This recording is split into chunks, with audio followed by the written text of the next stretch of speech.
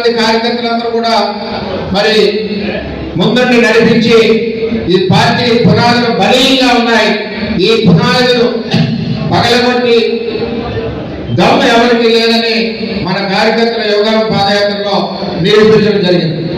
మరి అదేవిధంగా ఈ పార్టీకి రాబోయే రోజుల్లో 2047 ఏదైతే రాష్ట్ర అభివృద్ధి ప్రణాళిక పార్టీ కూడా 2047 ప్రణాళిక చంద్రబాబు నాయుడు గారు నిర్ణయించి రాబోయే రోజుల్లో పార్టీ రథసారథి నారా లోకేష్ గారిని ఈ పార్టీని ఏదైతే మన గెలుపుకు కారణమైన పాదయాత్ర చేసి ఉన్నారో ఆయనకి రథసారథిగా ఈ తెలుగుదేశం పార్టీని ముందుకు నడిపించాలని చెప్పి కోరుతా ఉన్నాం.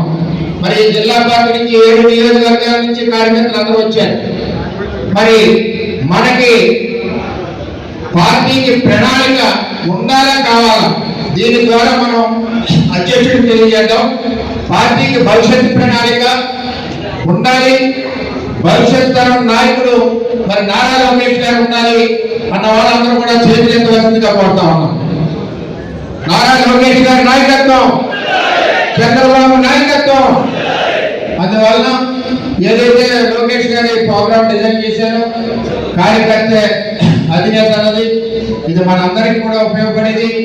మన కార్యకర్తలందరికీ కూడా ఈ సమస్యలు మనం తీసుకోవడమే కాకుండా ఈ సమస్యల మీద జిల్లా అధికారులు కానీ సంబంధిత అధికారులు కానీ స్పందించవలసిన బాధ్యత ఉంది. ఆ విధంగా మానిటరీ అందరూ కలిసి చేస్తామని చెప్పి తెలియజేసుకుంటూ సెలవు తీసుకుంటాం. అందరికీ నమస్కారం. Thank you. అలాగే